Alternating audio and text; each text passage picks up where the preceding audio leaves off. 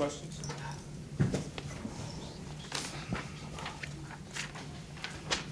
Coach, how did, you spent all night kind of having trouble getting them stopped on third down, and you come up with a couple of big defensive plays there late. Well, in the first half, we didn't play well on defense. We played decent on offense, except for the fumble and the penalty. And then the second half, the defense, we challenged them at halftime, and they really stepped up, and I think they had 6 or 7 sacks, and of course, Jaguar made a huge play at the end of the game there that did it. But there's been a lot of times you play bad and you lose, and we're getting to be a better team that we can play not so good and win. And so now we got to tighten up some things and get better. Coach, can you talk about Kyle? He went in, scored a touchdown, took a sack, said he was going to switch in. He got 2 plays. Why didn't he play more? Because the game was in the condition it was, and we went long series without the football in the second quarter. I had intended to put him in, and we had a package to go, but it just didn't seem like the game was going the way it needed to go. What did you like from JJ tonight? Well, he made some big throws, and we had opportunities to make 2 big plays. And I said this outside that when I came to this stadium, the lights are put in the wrong place for a passing team, and both receivers couldn't see the ball. And we should have had 2 9-yard or 98-yard completions, and JJ threw nice balls, and we couldn't find the ball. And we're eventually, I've already mentioned it, and it's on the docket to move the lights, and we got to be quite honest, they need to be moved. Is that also indicative of the balance of the pass versus the run today? 31 passes and 27 rushes, about a 50-50 rate. Yeah, well, whenever JJ has not played a lot and thrown the football a lot in what we do, and so kind of Zach is kind of doing a lot of the load for both Kyle and JJ, and once we get rolling, once the quarterback gets the niche, we make those plays, then it kind of changes how you call the game.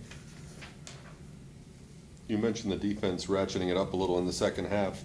Did Coach Mason do some schematic changes, or was it simply? Yes, I think he did, and then also I think the guys were challenged pretty good to make something happen, and we did do a few things differently. Can you talk about Garrett Davis's play? He had that essentially game-winning touchdown. He made some nice plays, pass breakups, great tackles. He had an interception, I think, too, didn't he? And he makes a lot of big plays, and I was glad to see him do it because we didn't get him. He didn't really get involved last week into making the big plays, and he did this week. And that's we need him to be that kind of player, And he's a really good football player and a great kid, and I'm hoping that just the start of more to come. Do you ever get surprised about seeing Marcus just continue to get people just unbelievable? Can't block? The first kick, he came through on that one too and had a chance, and actually the kicker pulled it a little bit. It stayed inside the deal, but if he had kicked it right down the middle, I think he would have got that one too.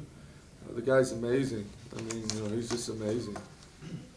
Have you ever seen anybody with that kind of talent, that kind of knack, that quickness on the front line? And the strength. He has an unbelievable hand-eye coordination, too. A lot of guys can get through there, but he actually sees the ball and can move his hand to the ball, which, that's a gift. Coach, can you talk about Derek Thompson and Keenan Holman? They switch out. Keenan had that early fumble. Derek Thompson came in. Is there a position battle going on, and what do you think about each receiver? I think each receiver has the potential to be really good players. We think they're both about equal. Going back to JJ, you said that I noticed that you did something different tonight that you hadn't done in the past, and you were signaling in some calls with your quarterbacks. Mm-hmm. That's something different because typically you have the quarterback come to you. Was that, again, from him running the offense, having the rep time? Yeah, I think a little bit so, I said before the game that I wanted to do more of it just to try to give him a little bit more time up there. And, it went okay. I mean, he could hear me kind of talk, and I was saying the plays as they signaled, so he was kind of just reading my lips. Still early in the season, Coach. Is there still things that you're tinkering with as far as the combination of players on the field at certain conditions and things such as that?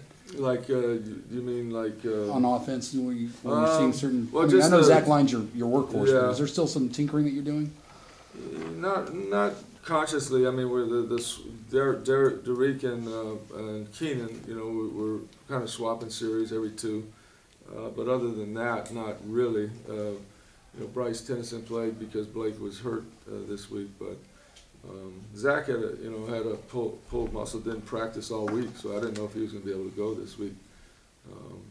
But after the first play, I thought he did pretty good. Was there a few more blitzes? Was that part of the second half changes in that? Actually, I thought we got pressure when we rushed 3, and then we did blitz about the same amount, but we did, when we dropped off, we actually got pressure. I thought Marcus and Marquise and Taylor really got some pressure when they rushed 3. And, you know, so from that standpoint, you know, I thought it was pretty healthy. Anything else? All right.